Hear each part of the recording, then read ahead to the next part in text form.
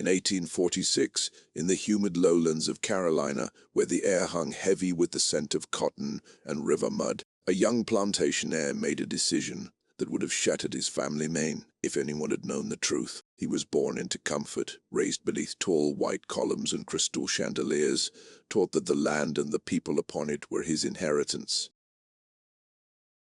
But something in him had begun to fracture. While his father spoke of yields and discipline, and overseers measured worth in bales and broken backs, the heir watched in silence, feeling a question grow louder inside his chest. What if everything he had been told about power, order, and destiny was a lie? He had spent his childhood wandering the edges of the fields, where the cotton plants stretched like a white ocean beneath the Carolina sun. From a distance, the labor looked almost peaceful, rhythmic movements under a bright sky. But as he grew older, he saw what distance had hidden. He saw the swollen hands, the scars beneath torn shirts, the way laughter stopped whenever a horse approached. He heard stories whispered after dark, stories of children sold south, of mothers who sang through tears so their babies would not wake to fear. These were not the lessons written in the ledgers of his father's study. These were truths that lived in the shadows of the big house. The heir had been educated in Charleston, taught Latin phrases and the mathematics of trade, instructed that prosperity depended upon obedience. His professors spoke of civilization and progress, of the rightful order of society. Yet every time he returned home, the order felt more fragile. He would stand on the veranda at dusk, watching the quarters in the distance as lanterns flickered to life. He wondered what conversations unfolded there once the overseer retired. He wondered how it felt to live each day under the certainty that your body was not your own. In the spring of 1846, after an argument with his father over the punishment of a young field hand, something shifted beyond repair. The heir had protested quietly at first, then with a tremor of anger he could not contain. His father's response was swift and cold. Compassion, he was told, was weakness. Weakness invited rebellion, and rebellion would drown them all in blood. That night, unable to sleep, the heir walked beyond the manicured gardens and into the darkness that separated the big house from the cabins. He did not go as a master. He went as a stranger. Over the following weeks, he began to construct a second life. He altered his clothing, trading fine linen for coarse fabric. He dirtied his boots and allowed his hair to grow unkempt. With the help of an elderly enslaved man who had once served inside the house and sensed the young man's unrest, he learned how to move unnoticed. The heir understood the risk. If discovered, he would face disgrace at best and violence at worst. Yet the need to see, to know, to feel the truth without the filter of privilege burned hotter than fear.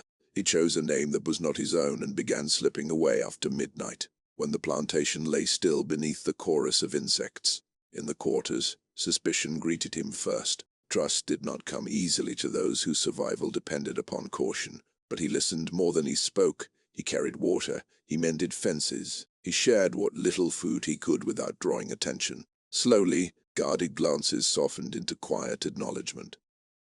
Living among the enslaved people transformed his understanding of time. Days were marked not by leisure or study but by exhaustion.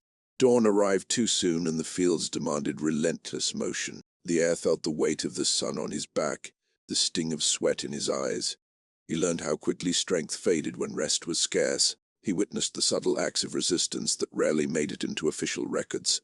A tool misplaced, a song altered to carry hidden meaning, a look exchanged that said, "We are still human." At night, stories became a lifeline. Around small fires, voices rose in low tones, recounting memories of Africa, of stolen homelands, of relatives whose faces were held together only by fading recollection. The heir realized that identity here was an act of defiance. To remember was to resist erasure. He felt shame for how little he had known about the lives unfolding a short walk from his childhood bedroom. The deeper he immersed himself, the more impossible it became to return unchanged to the world of polished floors and formal dinners. Each morning he resumed his role as obedient son, nodding at discussions of market prices and new acreage. Each night he stepped back into the cramped cabins where laughter, grief, and resilience intertwined. The duality strained him. He feared that his eyes would betray him, that someone would notice the way he now hesitated before issuing even the smallest command. Word of unrest had been spreading across the South, whispers of abolitionist writings and rumors of uprisings. The heir heard these whispers in both worlds, though they carried different meanings. In the big house, they were threats to be crushed. In the quarters, they were fragile sparks of hope. He began to understand how fear shaped the plantation system as much as greed. Masters feared losing control. The enslaved feared losing everything, yet still dreamed of freedom. One evening, a young woman in the quarters confronted him quietly. She had recognized him weeks earlier, but had said nothing. Her eyes held neither awe nor hatred, only exhaustion. She asked him why he was truly there. Curiosity was not enough, she said. Guilt was not enough. If he wished to live among them, he must decide what he was willing to sacrifice. The question lingered long after the fire burned low. The heir grappled with the limits of his courage. It was one thing to witness suffering. It was another to challenge the machinery that produced it. He began smuggling small comforts into the quarters, medicine from the house stores, scraps of paper for those who risked learning to read. These gestures felt inadequate against the vastness of injustice, yet there were steps he could not undo.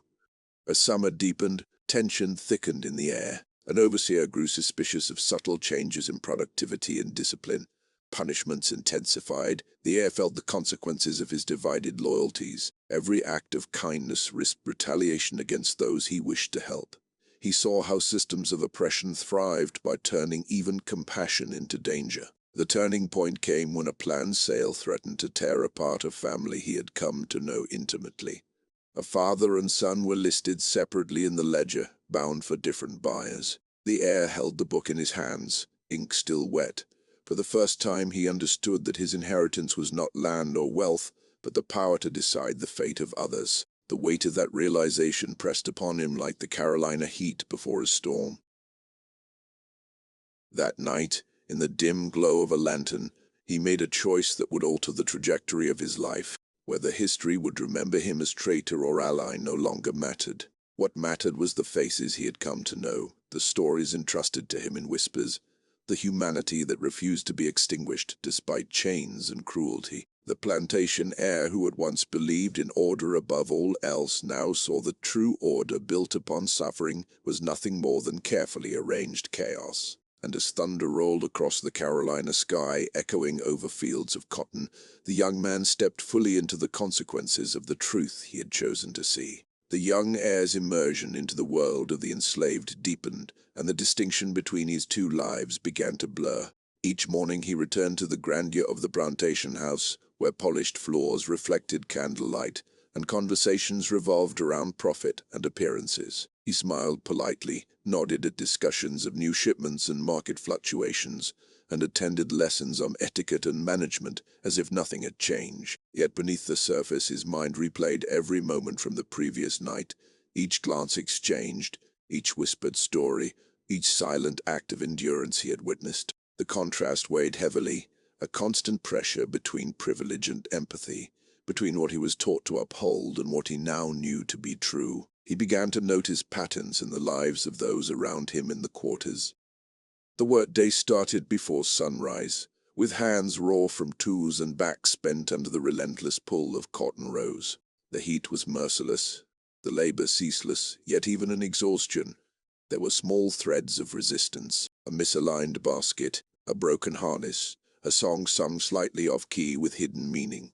These were acts of subtle defiance, each one a quiet insistence on autonomy. He observed and learned, taking care not to interfere too overtly, understanding that a single misstep could destroy trust and endanger lives. At night, when the plantation seemed to exhale and the overseers withdrew, the heir fully embraced his alternate identity. He no longer walked among the cabins as a visitor, but as one who belonged, carrying water, mending fences, and sharing food when possible. The elders spoke of family members sold south, of traditions preserved despite oppression, of moments of joy stolen and reclaimed. The heir listened, absorbing their words with an intensity he had never experienced in classrooms or parlors. He realized that these stories were lifelines, the way people maintain dignity in the face of relentless dehumanization. His presence in the quarters was not universally accepted at first. Suspicion hung in the air like the Carolina humidity. Some watched his movements warily, unsure whether he could be trusted, but over time, his consistent care, humility, and willingness to endure the same hardships softened skepticism into cautious acceptance. He began to feel a strange sense of belonging, a bond that transcended social hierarchy. For the first time in his life, he experienced human connection unmediated by status or fear of reputation. Despite this growing attachment, the duality of his life created inner turmoil. Each dawn, he returned to the plantation house and the expectations of his family, performing the role of obedient son and future master. The polite conversations, the discussions of trade and property, felt increasingly hollow. The knowledge he carried from the quarters lingered like a shadow over every polite nod and smile. He began to question the morality of the very system he was born into, and wondered whether he could ever reconcile the world of privilege with the world he now understood intimately. Every encounter in the quarters further transformed his perception of power and responsibility. Witnessing acts of courage and resilience made him reconsider the foundations of leadership. He realized that true authority did not come from fear or inheritance, but from empathy, justice, and the willingness to protect those who could not defend themselves.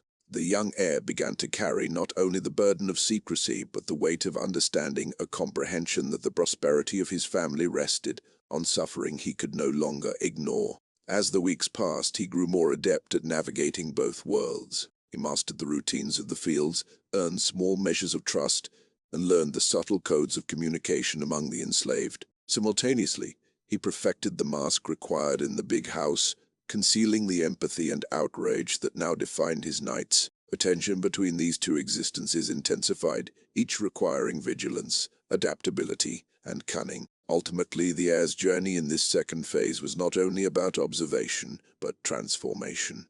Living among the enslaved reshaped his understanding of human dignity, resilience, and morality. Every day revealed layers of complexity and courage that textbooks and lectures had never captured. By stepping into a life so drastically different from his own, he confronted the realities of oppression firsthand and began to forge a conscience that could no longer tolerate complicity.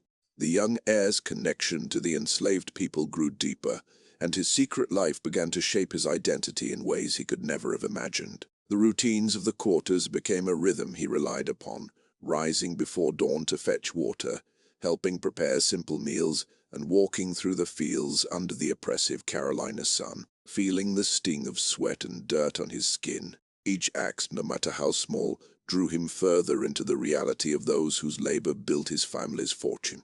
He no longer saw the enslaved as distant figures in the background of his life, but as individuals with histories, emotions, and dreams that had been systematically denied by the world around them. Stories continued to emerge, shared quietly after work or by firelight at night.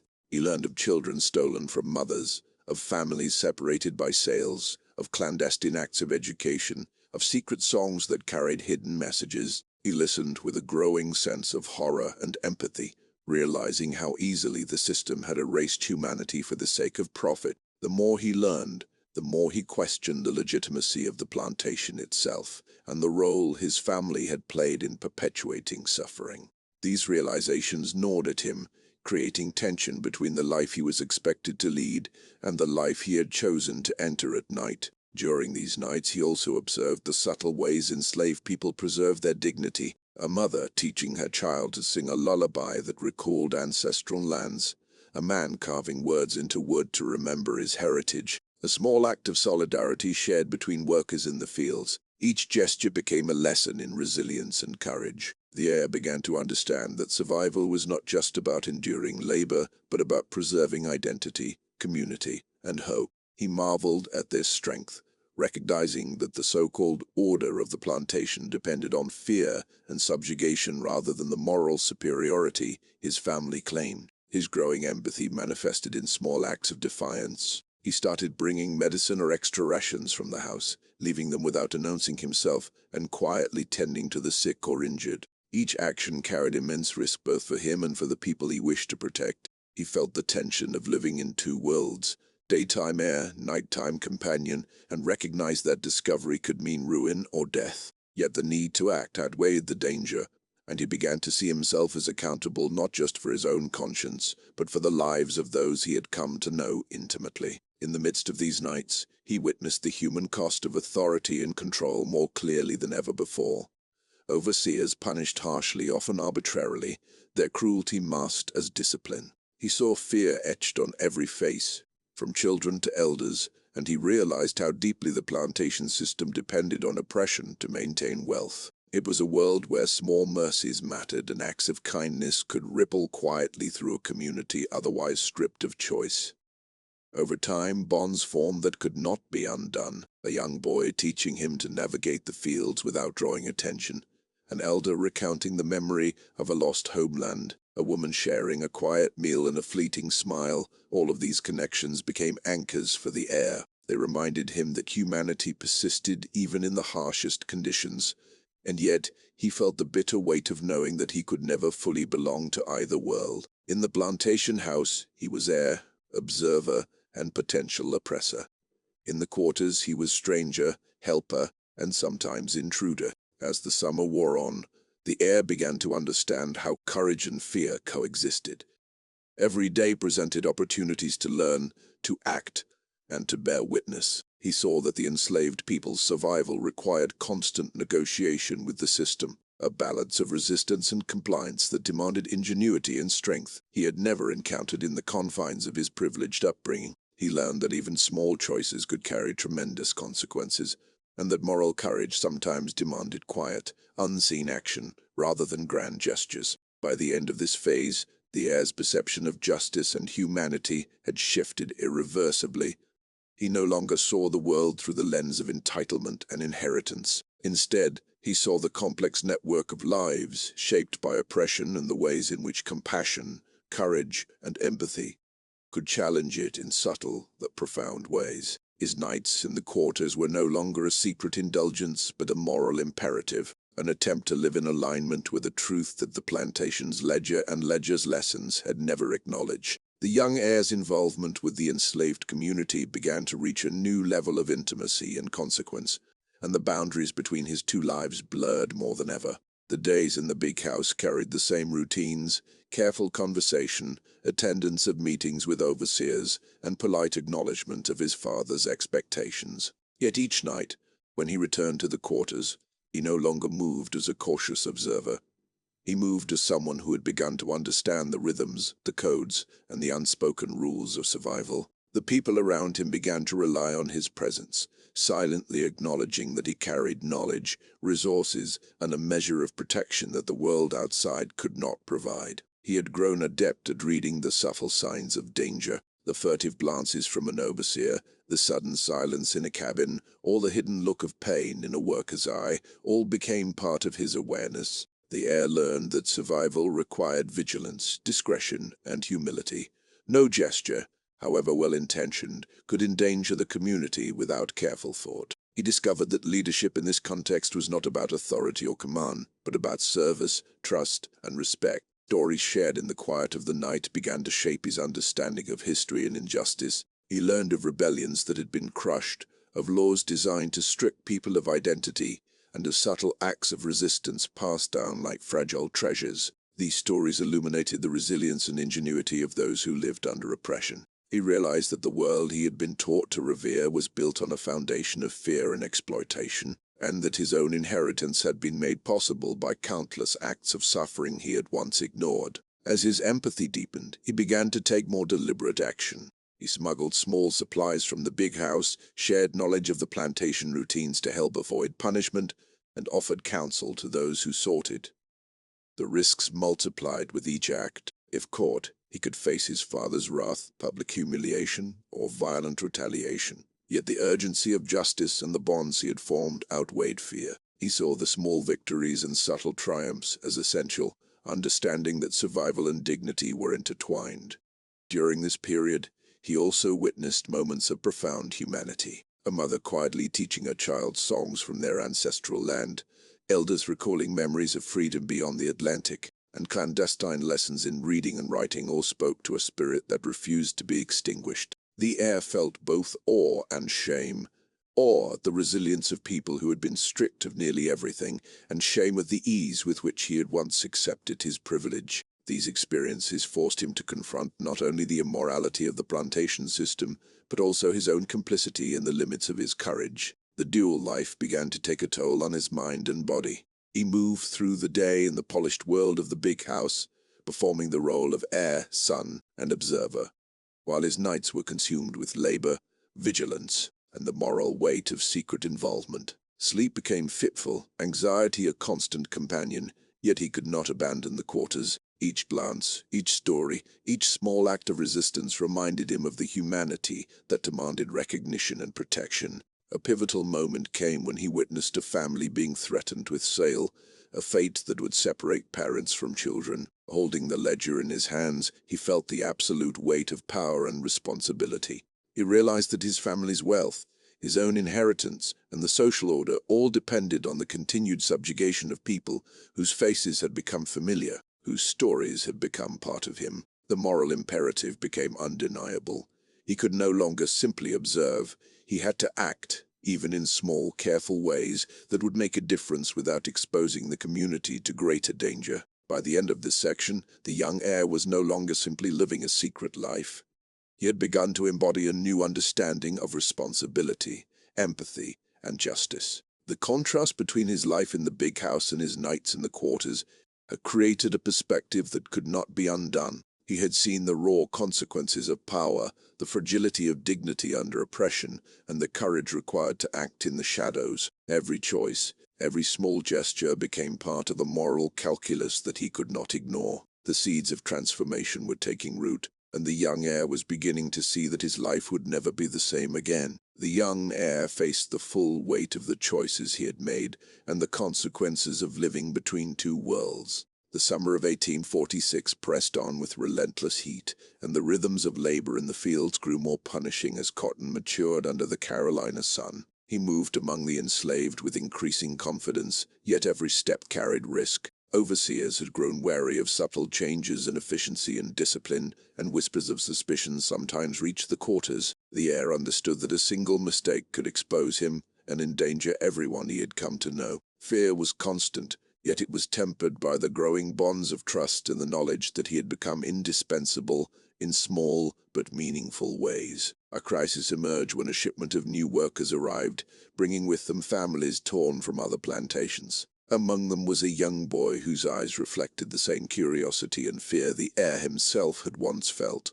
The boy reminded him of his own early nights in the quarters, learning the unspoken rules and testing the boundaries of trust. The heir took the boy under his quiet guidance, showing him how to navigate the fields safely, how to avoid the overseer's gaze, and how to preserve dignity in small acts of defiance. In doing so, he recognized that his actions were no longer simply about curiosity or guilt. They were about responsibility. The ledger of the plantation became a symbol of the impossible choices he faced. Families were listed for sale, debts were calculated, and the machinery of oppression continued with relentless efficiency. Holding the names in ink, he felt the power he had inherited not as privilege, but as a burden. He began to find ways to mitigate harm without revealing his secret identity, delaying sales when possible, smuggling letters, or providing small comforts that could change a moment in someone's life. Each act was dangerous, but each act was necessary to preserve the humanity he had come to revere.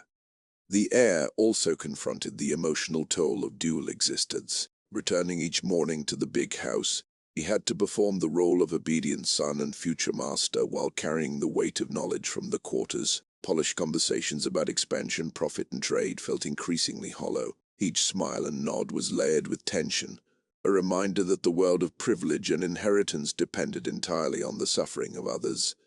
Yet he could not abandon either role. Both were now intertwined in a moral and practical web that demanded constant vigilance and resilience. The pivotal moment arrived when he learned that a family he had grown close to, parents and children he knew intimately, was scheduled for separation through sale. The choice was stark: intervene and risk discovery, or remain silent and allow the machinery of oppression to prevail.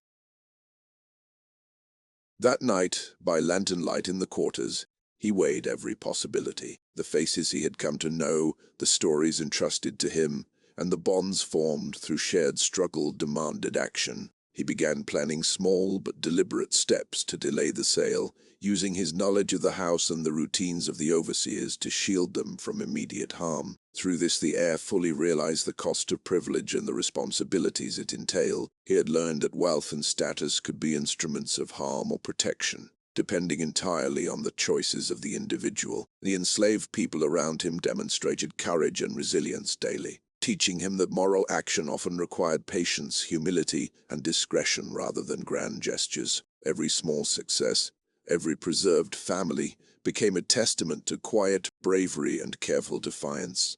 By the end of 1846, the young heir had been transformed irreversibly. The lessons of the quarters, the stories of suffering, resilience, and resistance had reshaped his understanding of humanity, justice, and power. He could no longer view his inheritance as a simple privilege. He understood that true responsibility was measured not by wealth or social standing, but by the willingness to protect, to act, and to preserve dignity where it had been denied. The young man who once moved blindly through the polished halls of the big house now carried the weight of conscience, courage, and knowledge into every aspect of his life, forever changed by the secret nights he had lived among those whom society sought to erase.